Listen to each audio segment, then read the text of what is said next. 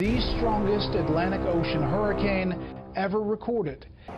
South Florida now in Irma's destructive path as the ferocious storm shows no signs of weakening. The quicker we get out of here, the better. In the Florida Keys, an exodus is underway. Tonight, mandatory evacuation orders in effect. Businesses boarding up. Thousands cramming onto US 1, the only way out. President Trump declared an emergency today in Florida, Puerto Rico, and the U.S. Virgin Islands, all threatened by the most powerful Atlantic hurricane ever seen.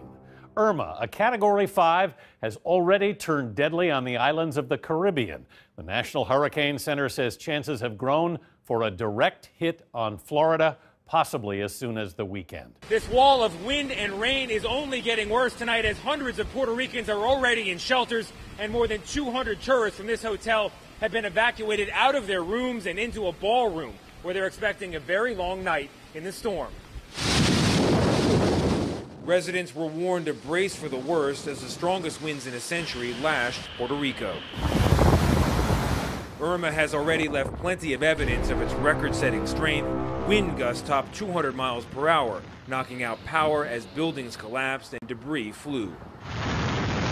St. Martin took a direct hit. Wind and pelting rain blew palm trees horizontal. Boats were left tangled in the port as cars were nearly submerged. One tourist tweeted that the noise of the storm was insane and was like standing behind a jet engine. He took shelter in the concrete stairwell of a hotel. In St. Barthélemy, roofs flew off buildings. Streets became rivers as Irma continued its destructive trek past the British Virgin Islands on its way to the Florida Keys.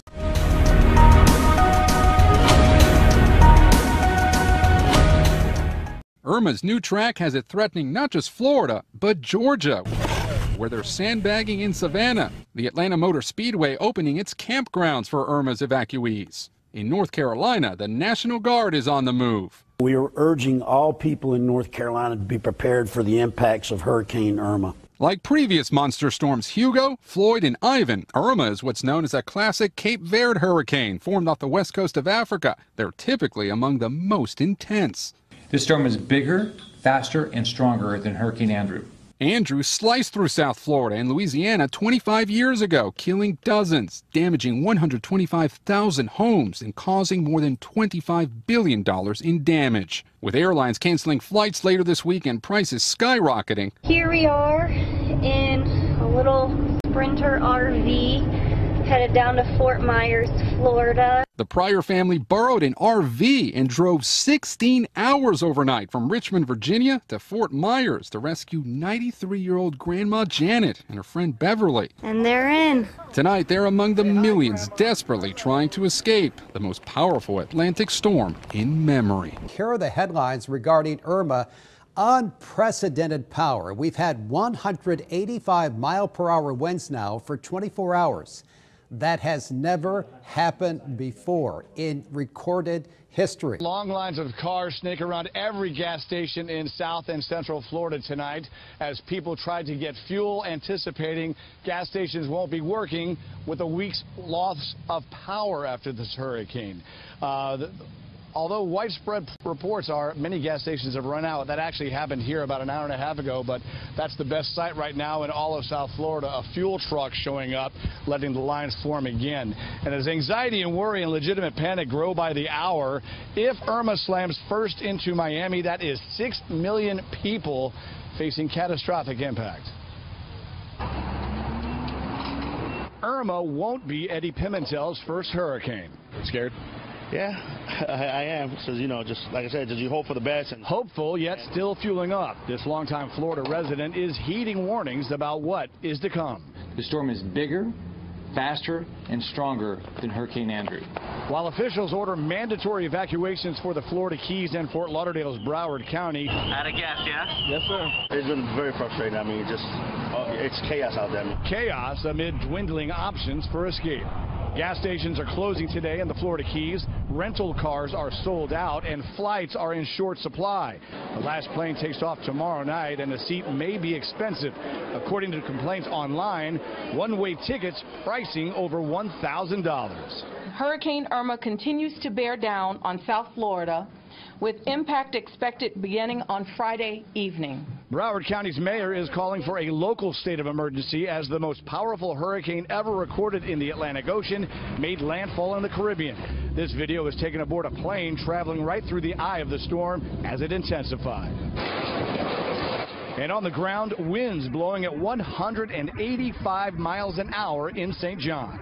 The island of St. Martin in a total blackout, and first looks at damage show major flooding.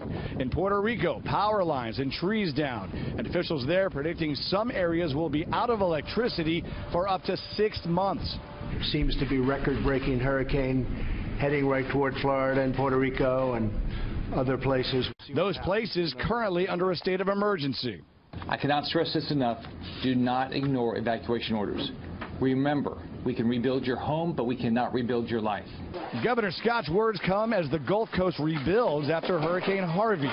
And today, the U.S. Navy redirecting 2 warships on their way to help recovery there to stay off the coast of Florida instead. Planes and the National Guard also on their way. On Friday, all 6,000 remaining available National Guard members will be reporting for duty. And soon, the same will come for South Carolina. Governor Henry McMaster announcing a state of emergency in his state, but first in its path, the Florida Keys, readying for the worst and hoping only to escape. Preparing our house isn't the bad part. It's getting on the road and not knowing what we're going to run into. So we're hoping to just get out of the state of Florida. And as of this afternoon, Miami-Dade County's mayor now has joined Monroe County, the Florida Keys to the south, and Broward County, Fort Lauderdale to the north by ordering a voluntary evacuation for coastal cities, including Key Biscayne and downtown Brickell. However, most people, including the mayor of Miami Beach, fully expect a mandatory evacuation order is absolutely going to come, possibly as early as tomorrow. Hey, doing everybody, here's the latest on Hurricane Irma, still incredibly powerful. Cat 5 is 156 miles an hour. This is 185. In fact, it was interesting, a fellow meteorologist of mine, Ryan Maui, actually did an updated Saffir-Simpson scale, which is what we rate hurricanes on. And he actually said that there was all that buzz going on, remember, before this storm happened, about it could be a Cat 6. Well, if you actually do the math, technically it would be categorized as a Category 6 hurricane if there was such a thing, by just using the previous numbers and expanding it. So this is definitely one for the record books. There's no doubt about that. In terms of the next 3 or 4 days, it all boils down to right here. At that point, it's going to make a turn. Whether it's a harder turn, maybe east of Florida, maybe right up the east coast or the west coast, the models are pretty much in agreement that it's going to be the track that the Hurricane Center is going with. But remember, just 24 hours ago, those models had this on the west coast of Florida. It can and often does change. Well, one thing that's interesting is the pressure has actually come down a little bit. So even though the winds are still at 185, the pressure has come down by about 8 millibars. So that means it is still a strengthening storm, not a weakening storm. And that's the bad news. Also getting very strong winds here in Puerto Rico now. We've had some over hurricane force gusts, but the worst of it is right there at that center of that eye. That's where those 185-mile-an-hour winds are, and hopefully they stay just offshore in Puerto Rico as well as the Dominican Republic. That will not be the case as it moves through the Bahamas, through the Turks and Caicos as well. There isn't really anything that we are seeing that will break this storm apart, other than it's hard to really forecast that a storm is going to stay at a Cat 5 category for that long. Longest that's ever happened is for 3 days. If you look out here at the forecast, it looks like maybe we are going to see that.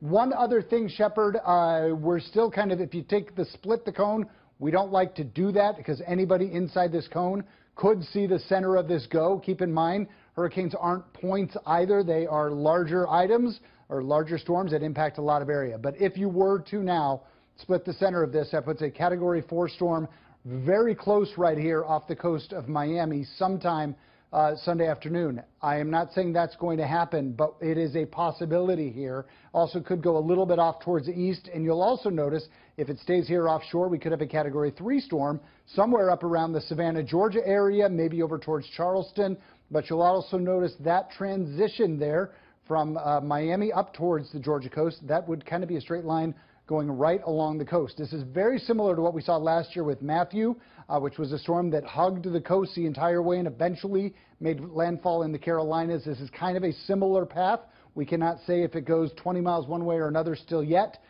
In fact, we probably won't be able to do that until it's happening. So everybody here across parts of Florida watching this, but we also need to be watching in Georgia and South Carolina as well, Shep. So everybody in the entire peninsula of Florida, everyone in that peninsula is still in the sort of cone of uncertainty.